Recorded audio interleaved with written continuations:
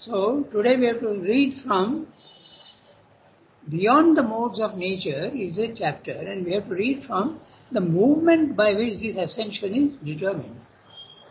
Okay? So, who will read? Who has the text? Shilpa, do you have the text with you? Yes, Ranga, I have. Good morning. Okay, then you read the para. You have not read for a long time. Read slowly. Yeah. I'm reading. Yeah, go ahead. The movement by which this ascension is determined results from the complex poise of the soul in relation with nature. It depends on the Gita's idea of the triple Purusha, soul that immediately informs the action, mutation, the successive becoming of nature, as is the Kshara, that which seems to change with her changes to move in her motion. The person who follows in his idea of his being the changes of his personality brought about by the continuous action of her karma.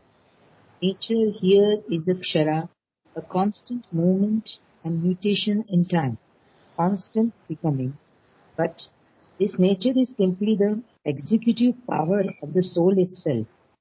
For only by what he is can she become. Only according to the possibilities of his becoming can she act. She works out the becoming of the being, of his being. Her karma is determined by swabhava, the nature, the law of self-becoming of the soul. Even though because it is agent and executive of the becoming, the action rather seems often to determine the nature. According to what we are, we act, and by our action we develop, we work out what we are. Nature is the action, the mutation, the becoming, and is the power that executes all this. But the soul is the conscious being from which that power proceeds, from whose luminous stuff of consciousness she has grown the variable will that changes and expresses it changes in her actions. And this soul is one and many. It is the one life being out of which all life is constituted, and it is all this living being. It is the cosmic existence, and it is all the multitude of cosmic existence. Sarva Bhuteni, for all these are one, all the many Purushas are in their original being the one and only Purusha, but the mechanism of the ego sense in nature, which is a part of our action, induces the mind to identify the soul's consciousness with the limited becoming of the moment, with the sum of her active consciousness in a given field of space and time, with the result from moment to moment of the sum of her past action. It is possible to realize in a way the unity of all these beings, even in nature herself, and to become aware of the cosmic soul which is manifest in the whole action of cosmic nature. Nature manifesting the soul constituting the nature.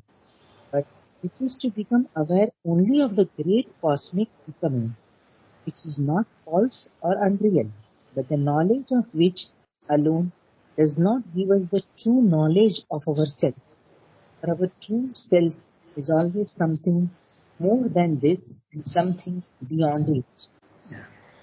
Okay, so we now have it's a very interesting para. He is describing how the soul can escape the imprisonment of life and become Trigunatita. Okay? That is how he said. We read sentence by sentence and see what he says. The movement by which this ascension is determined results from the complex poise of the soul in its relations to nature. Remember, he is discussing the theory of the Gita. Okay, he is not discussing any other theory. Certainly not the Sankhya theory. Okay, there is a relation between the soul and nature. Purusha and Prakriti are always together and their relation goes on changing according to the height of the consciousness at which they are operating. At the lowest level, soul is sleeping, nature is active, Prakriti is active. As you keep going up, Purusha wakes up more and more and Prakriti becomes less and less dependent, okay? Less and less important. That's what he said. The movement by which is essential. How are you to escape from the body-mind life? That depends on the Gita's idea of the triple Purusha. What is the triple Purusha? If you remember in the Gita, only in the Gita, even in the Advaita philosophy, it is not so clearly given. That's why we speak of three levels. The Kshara, the Akshara, and the Purushottama. Uttama Purusha. Kshara Purusha, Akshara Purusha, Uttama Purusha. And in Uttama Purusha, you reverse it in Purushottama. Okay, so this is the relation between the soul and nature. Three different states. As you keep going higher and higher, the relation goes on changing. At the lowest level, there is hardly any relation. They are two different things altogether. Soul and nature. The body-mind life is not the soul at all. They are totally different. As you keep going up, the Purusha becomes more and more awake. Will awaken. And finally, at the highest level, soul and nature become one. Purusha and Prakriti become one at the highest level. And what is that? Chit, Shakti. They become one. Okay? It's a play of Chit and Shakti. Okay? So, this is what he's saying. And now he is discussing the one by one, the Kshara in this para. Next para will be the Akshara. And the next para, whatever, afterwards we will see the ultimate, the Purushottama. The soul that immediately informs the action, the mutations, the successive beginnings of nature is a Kshara. That which seems to change with her changes, to move in her motion, the person who follows in his idea of his being, the changes of his personality brought about by the continuous action of the karma. Let's look at each word carefully and see what he's saying. The soul that immediately informs the action. Now the word inform doesn't mean to let you know. Okay? It means that the soul, to a certain extent, percolates, its influence percolates into the action. Okay? The more developed a person is, the soul influence is more obvious in the mind, it is less obvious in the vital, and it is least obvious in the body. But as you become more and more conscious and the soul develops, its action even on the body becomes obvious. Okay? So this is the relation. The soul is entering with its influence into mind, life, body. That is what it is meaning. The soul that immediately informs the action. The action is going on in the body, mind, life, and the soul is sending its influence. The more developed you are, the more you are open to your psychic influence, and your action will be more and more. Just 1 minute, okay, I am getting a phone call, I guess.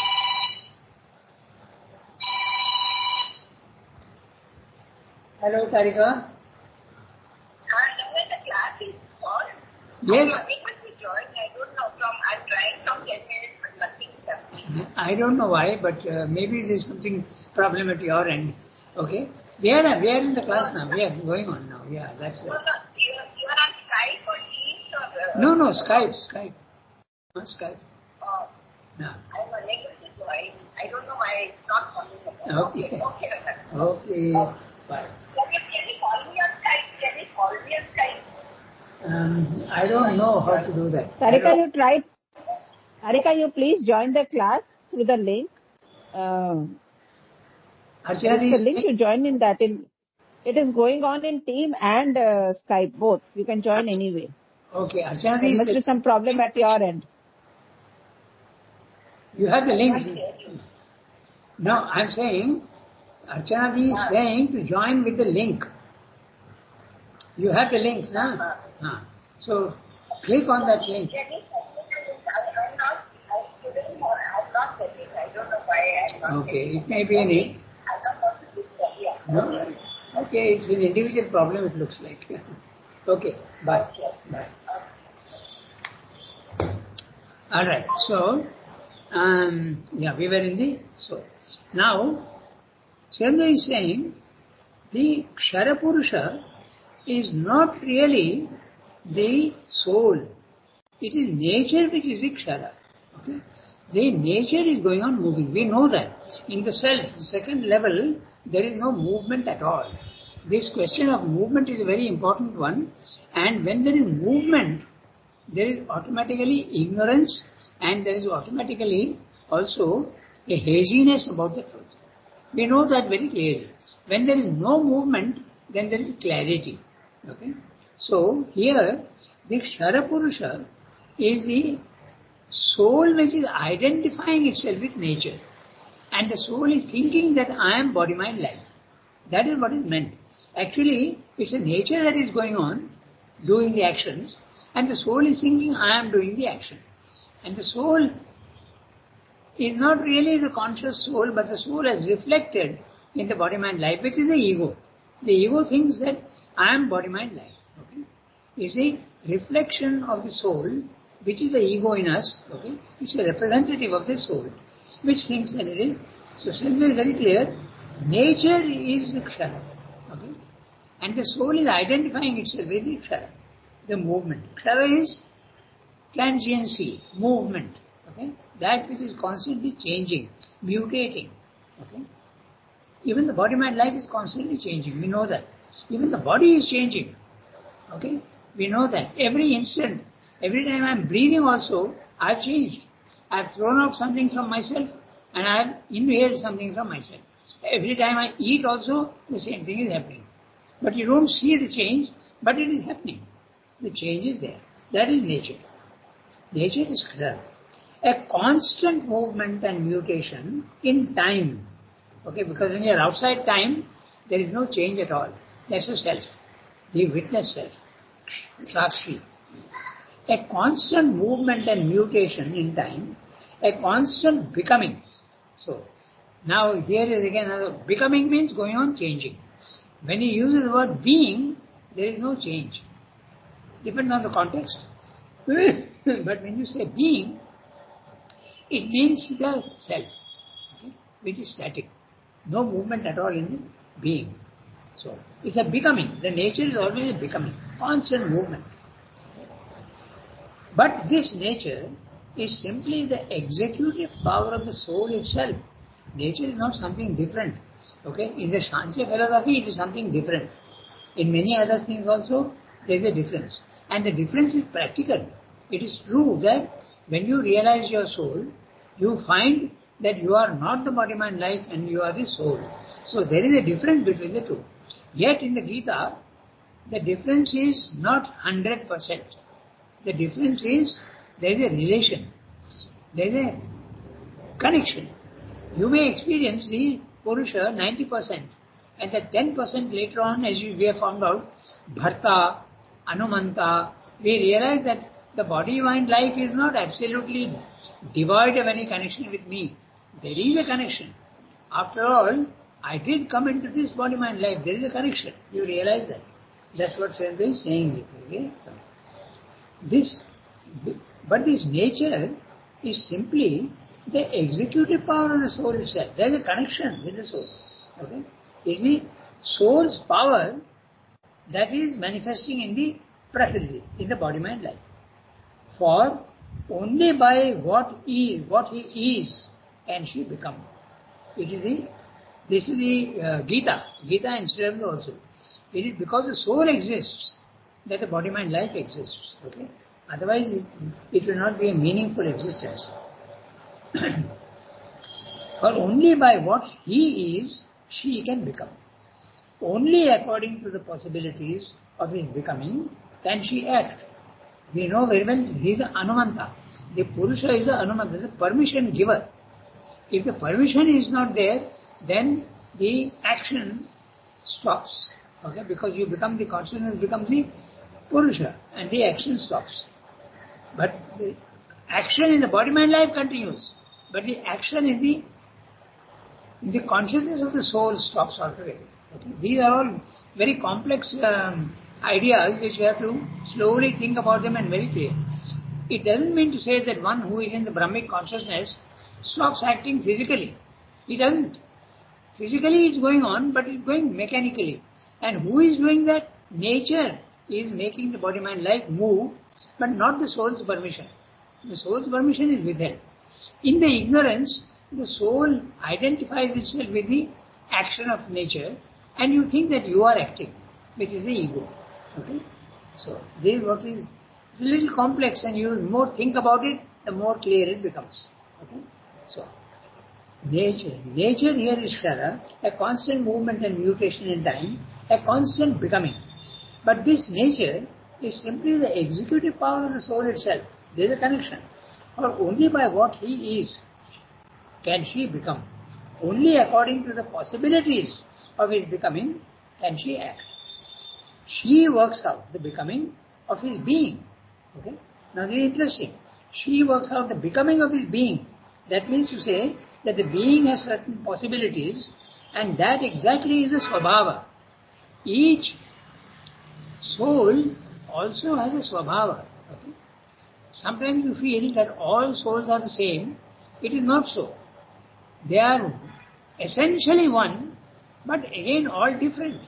Just like in the, I give two examples normally. In any species, all the cats are different. So souls also are different, and yet they have a commonness. And that commonness is cathood or catness. Okay? So in that sense, the essence of catness is the same in all cats. Exactly in the same way, all human souls are essentially divine. They are the same. And yet in the physical world, they are going on different functions and different natures. Okay? That is his Swabhava. So, she works out the becoming of his being. The being is the Swabhava, and the becoming is what you are developing. Okay? And what you are trying to become, what your soul is wanting you to do. Okay? So, I remember very interestingly that when I was quite young, okay, I was interested in my horoscope. Okay? So I went to somebody who was quite responsible. He was a South Indian astrologer, and he told me that your destiny is you will always be in a profession, okay, which is not your really is not your nature. Okay? I'm just mentioning that, and then later on, when I had to go to knowledge, okay, that seemed to have been my real calling. Okay, so it's interesting to think that sometimes you can be wasting your time not doing what your soul really is meant to do. Okay, so,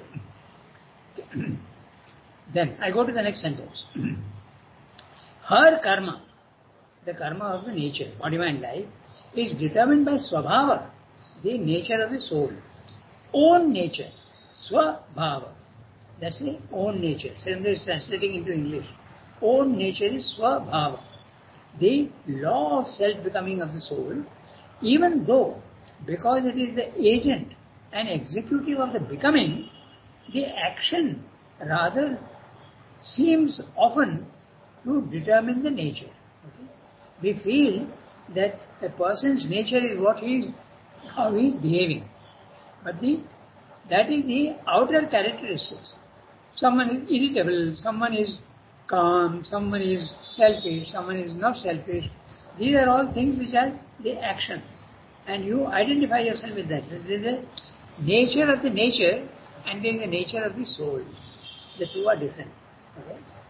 Because it's agent and executive of the becoming, the action rather seems often to determine the nature. According to what we are, we act. And by our action, we develop. We work out what we are. So, sometimes the action can be very far away from what our soul wants. In fact, in the beginning, it's always like that. Okay? We are unable to do what we want to do. It's a very common experience that I don't want to do this and still I do it. Okay?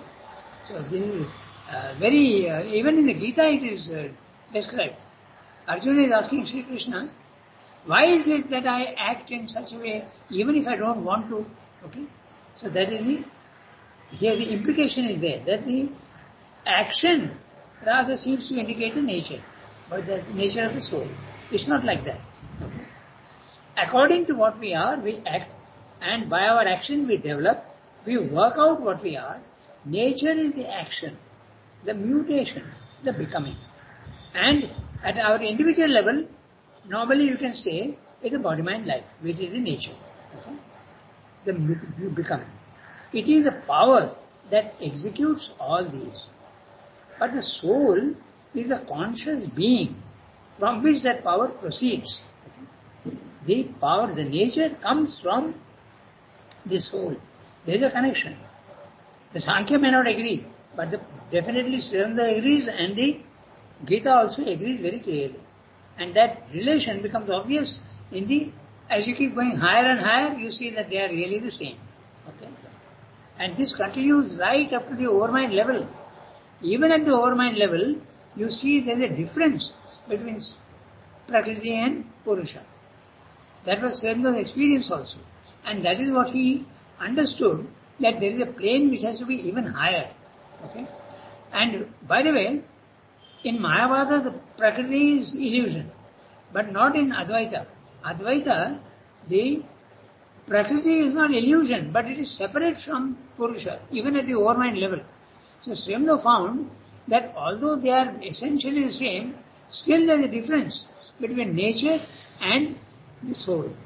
So he knew at that time immediately that there has to be another higher up in which the experience will be that nature, Chit and Shakti, soul and nature are really one. That's why he knew that the overmind level is not the final, that there is something more to be done. That's why he retired in 1926 when he had the overmind experience. He immediately understood that there is a higher plane even now. Because remember, he had the theoretical knowledge from Vivekananda in jail, but now he is practically seeing what that supermind is. So, in the beginning there was a little bit of a confusion, even in the writings and synthesis also, regarding the supermental and the overmind. There was not much of a difference, but later on, this difference became very clear and he retired. He put mother in charge of the ashram and the disciples, and he started concentrating entirely, deep concentration to go to the supramental level. Okay? So, that's the relation between Purusha and Prakriti. Now, I continue with the here. But the soul is a conscious being from which the power proceeds, from whose luminous stuff of consciousness she has drawn the variable will that changes and expresses its changes in her actions. So, the soul is permitting and nature is carrying out those things. Okay? So, and this soul is one and many. Now that's the interesting part, because when your soul is one, essentially one, but also it is multiple. My soul is different from your soul is different from other souls, and this is Sankhya truth of many souls and one nature. Universal nature is one, and Sankhya says Purushas are many. The Advaita does not agree. Advaita says at the highest level they are all one, but the Sankhya says they are all different, but that's at the lowest level. So there is a truth in Sankhya at a lower level, but the essential, the Advaita is absolutely a truth at the highest level. Okay? This is what he said. And this soul is one and many. This is what you saw. You know that your soul is one, but when you go to the cosmic consciousness, you realize that actually your soul is the soul of everybody else, is the same. Okay? So you realize the oneness as well as the many. It is the one life being out of which all life is constituted, and it is all these living beings. Okay? So life being and all life executed, he is talking of your body is an individual formation of universal matter. Now when he is saying life being, your vital is an individual formation of the substance of the universal life, universal Shakti. Okay? Exactly in the same way, your mind also is a small formation, very small formation, tiny actually. Your mind is a small formation of the substance of universal mind plane. Okay? That's what he explained. It is a cosmic existence and it is all this multitude of cosmic existence. Sarva Bhutani. You realize that you are one with everybody else. Okay? But this experience is only in the cosmic consciousness, not necessarily in the Brahmic consciousness. In the Brahmic consciousness you realize the experience of the divine can be so many different types. If you go to the Brahmic consciousness, you realize that the universe is actually shadow play of forms. Okay? But in the cosmic consciousness, it's not like that. Even when you go to the self, you may have the cosmic consciousness. And when you have the cosmic consciousness, you realize that the world is real and all these souls in the physical world are yourself. Okay?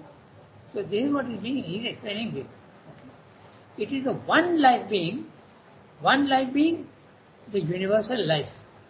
Okay? Out of which all life is constituted, and it is all living beings.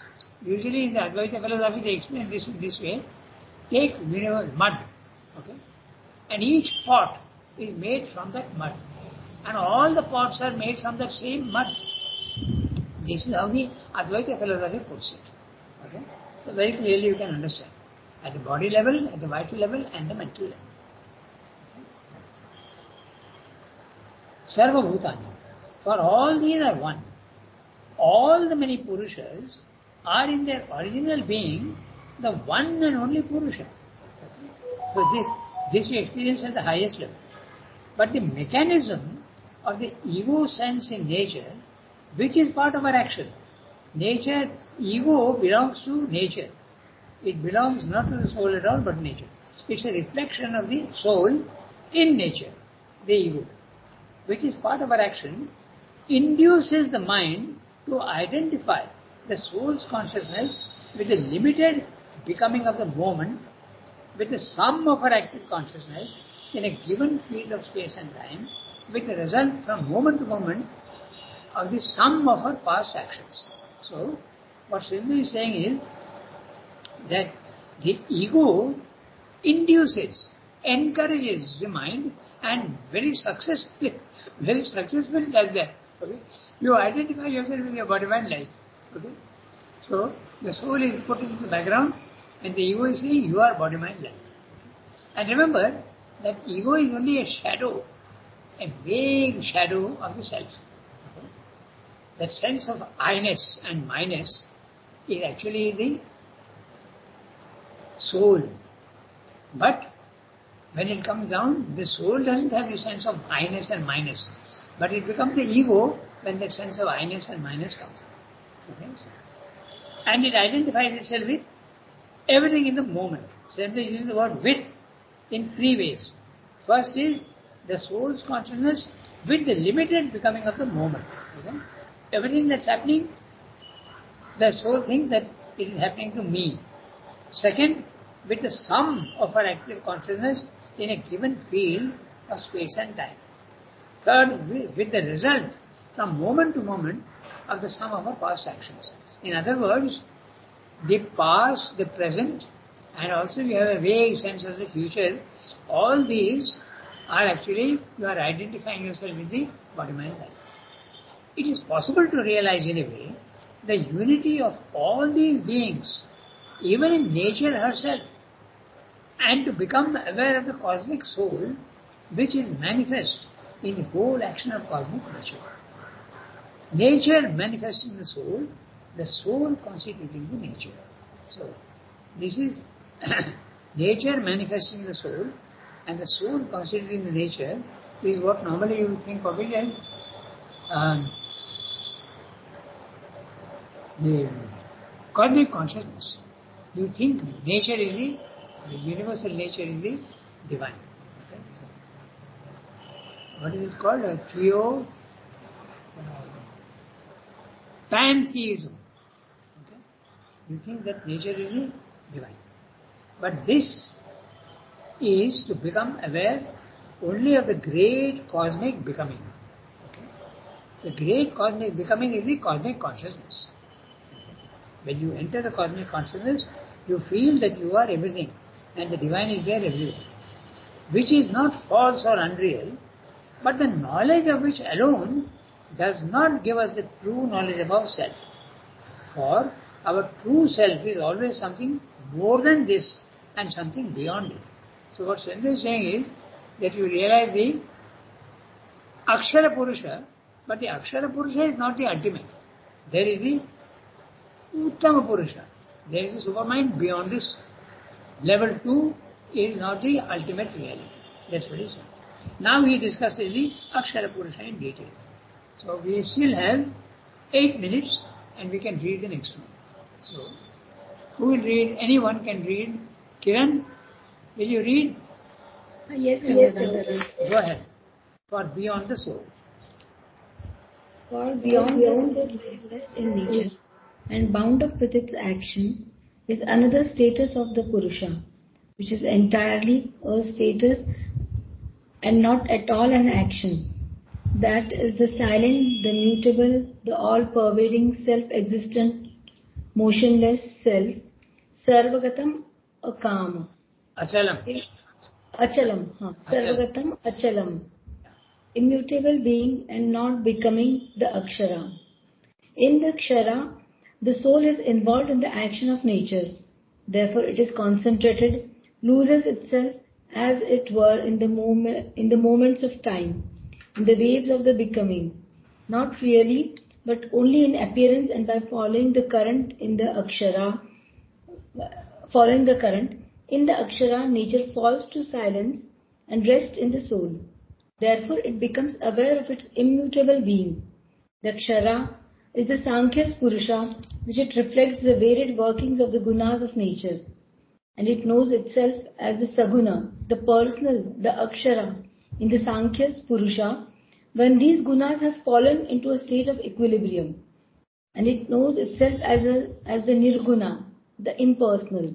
Therefore, while the Akshara, associating itself with the work of Prakriti, seems to be the doer of works, Karta, the Akshara dissociated from all the workings of the gunas is the inactive non-doer Akarta and witness. The soul of man, when it takes the poise of the Akshara, identifies itself with the play of personality and readily clouds its self-knowledge with the ego sense in nature, so that he thinks of himself as the ego-doer of works. When it takes its poise in the Akshara, it identifies itself with the impersonal and is aware of nature as a doer, and itself as the inactive witnessing self, a kartaram. The mind of man has to tend to one of these poises. It takes them as alternatives. It is bound by nature to action in the mutations of quality and personality, or it is free from her workings in immutable personality. So they are describing the difference between Kshara Purusha and Akshara Purusha. In the Kshara Purusha, the soul is deluded, confused, and thinks that it is a body-mind life. In the Akshara consciousness, the soul realizes that it is separate and different from the body-mind life and stands apart and watches the body-mind life, and there is no movement in the Akshara. Okay? There is no movement at all. In the Kshara, it is thinking that it is body-mind life, and actually it is the ego. It identifies itself with the ego. But in the Akshara, the second level, in the spiritual planes of consciousness, the soul has separated itself, but it is powerless. Okay? It is immutable, and if it is immutable, it can't act. So can't act means no power. So it's only a witness, sakshi. It is just watching. Okay? That's the usual, the first experience. That is what Swami is describing here. Okay, so that's all. The whole para is only that, describing the two. One is in movement, and it identifies itself with body-mind life.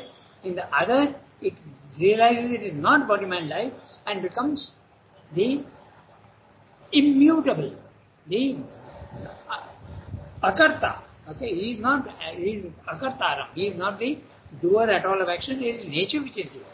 That's what he said. So, quickly we'll go through. We have got 4 minutes. We'll finish this small para, and the idea is quite simple. For beyond the soul, manifest in nature and bound up with his action, is another status of the Purusha, which is entirely a status and not at all an action. Status means absolutely static condition, immutability, silent, not acting at all. That is the silent, the immutable, the all-pervading. It is there everywhere. Huh? Okay. It is Sarvagatam, he is saying. Sarvagatam means the divine is there everywhere, not located in one place. Even your own individual being, you don't find it to be located in your body-mind life. You are everywhere. Okay? That's the difference. Achalam. Achalam, without movement. Immutable. Being and not becoming. Becoming is the action. Being is the non-action. The akshara. In the akshara, the soul is involved in the action of nature. It gets identified with body-mind life and things like that. Therefore, it is concentrated, loses itself, as it were, in the moments of time, in the waves of the becoming. In the waves of the becoming. Not really, but only in appearance. Because the soul is deluded. Okay? It's a way of saying. Okay? But by following the current, in the akshara, nature falls to silence and rest in the soul. Rest means resting without action. Therefore, it becomes aware of its immutable being. The kshara is the Sankhya Purusha when it reflects the varied workings of the gunas of nature, and it knows itself as a saguna, the personal, the with the form, the divine within form, saguna. The akshara is the Sankhya Purusha when these gunas have fallen into a state of equilibrium and it knows itself as a nirguna, okay? The impersonal. Therefore, while the kshara associating itself with the works of Prakriti seems to be the doer of works, karta, because of the ego, the akshara, dissociated from all the working of the gunas, is the inactive non-doer, akarta, okay? And witness. It's only watching, but no power to do anything, and just watching. But watching with tremendous clarity. Huh? Remember that. There is a total objectivity that becomes possible in the akshara consciousness. Okay? In the akshara consciousness, there is no identity between nature and soul, and so you become absolutely objective. In our normal being, there can be some objectivity. The objectivity is never 100%. But in the akshara consciousness, the self, the Brahmic consciousness, the objectivity is complete. You exactly see your own defects and your own qualities. Okay? That's what it is. Therefore, while the kshara, associating itself with the works of Prakriti, seems to be the doer of work, karta, and the akshara, dissociated from all the work of the gunas, is the inactive non-doer, akarta, and witness. The soul of man, when it takes the poise of the kshara, identifies itself with the play of personality. Personality, body-mind life. Lowercase p and personality. Person is the soul. Personality is the body-mind life. And readily clouds its self-knowledge with the ego sense in nature. Readily clouds its self-knowledge. Willingly to experience the different things, it becomes that. So that he thinks of himself as the ego doer of works. Okay? Very clearly, the ego doer.